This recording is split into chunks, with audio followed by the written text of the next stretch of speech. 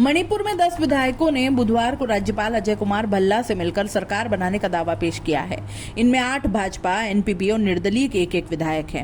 इन्होंने दावा किया है कि इनके पास 44 विधायकों का समर्थन है। मणिपुर में 60 विधानसभा सीटें हैं। सरकार बनाने के लिए बहुमत का आंकड़ा 31 है। राज्यपाल से मुलाकात के बाद भाजपा विधायक थोकचोम राधेश्याम ने कहा कि कांग्रेस को छोड़कर 44 विधायक मणिपुर में सरकार बनाने के लिए तैयार हैं। वहीं निर्दलीय विधायक सपाम निशिकांत सिंह ने कहा कि हमने राज्यपाल को एक पेपर दिया है जिस पर 22 विधायकों ने साइन किए हैं।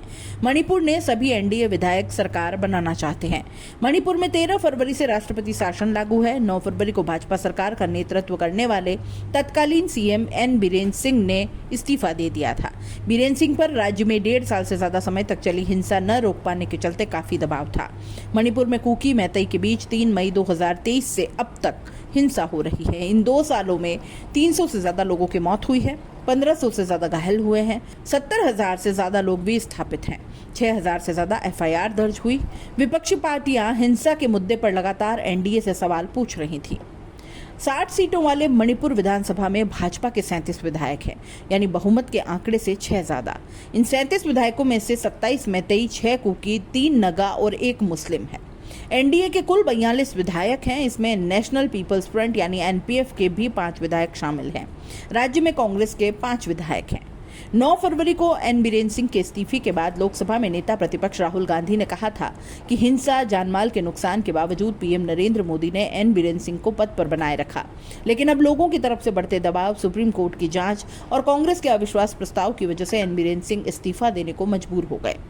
एक्सपोस्ट से उन्होंने कहा कि इस वक्त सबसे जरूरी बात यह है कि राज्य में शांति बहाल की जाए और मणिपुर के लोगों के घावों को भरने का काम किया जाए। पीएम मोदी को तुरंत मणिपुर जाना चाहिए, वहां के लोगों की बात सुननी चाहिए और यह बताना चाहिए कि वे हालात सामान्य करने के लिए क्या योजना बना रहे हैं। मणिपुर में 10 विधायकों ने बुधवार को राज्यपाल अजय कुमार भल्ला से मिलकर सरकार बनाने का दावा पेश किया है।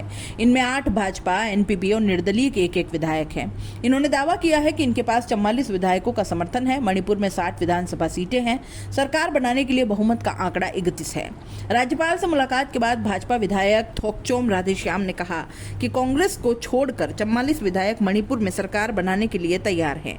वहीं निर्दलीय विधायक सपाम निशिकांत सिंह ने कहा कि हमने राज्यपाल को एक पेपर दिया है जिस पर 22 विधायकों ने साइन किए हैं। मणिपुर ने सभी एनडीए विधायक सरकार बनाना चाहते हैं।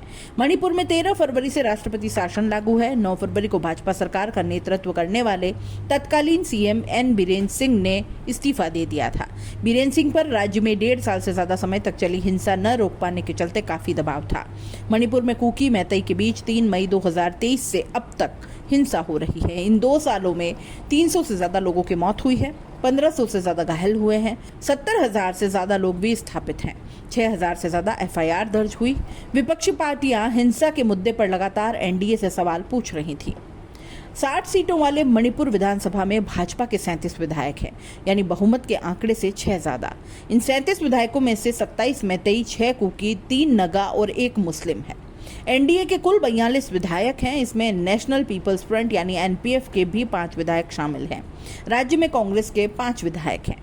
9 फरवरी को एन बीरेन सिंह के इस्तीफे के बाद लोकसभा में नेता प्रतिपक्ष राहुल गांधी ने कहा था कि हिंसा, जानमाल के नुकसान के बावजूद पीएम नरेंद्र मोदी ने एन बीरेन सिंह को पद पर बनाए रखा। लेकिन अब लोगों की तरफ से बढ़ते दबाव, सुप्रीम कोर्ट की जांच और कांग्रेस के अविश्वास प्रस्ताव की वजह से एन बीरेन सिंह इस्तीफा देने को मजबूर हो गए। एक्सपोस्ट से उन्होंने कहा कि इस वक्त सबसे जरूरी बात यह है कि राज्य में शांति बहाल की जाए और मणिपुर के लोगों के घावों को भरने का काम किया जाए। पीएम मोदी को तुरंत मणिपुर जाना चाहिए, वहां के लोगों की बात सुननी चाहिए और यह बताना चाहिए कि वे हालात सामान्य करने के लिए क्या योजना बना रहे हैं।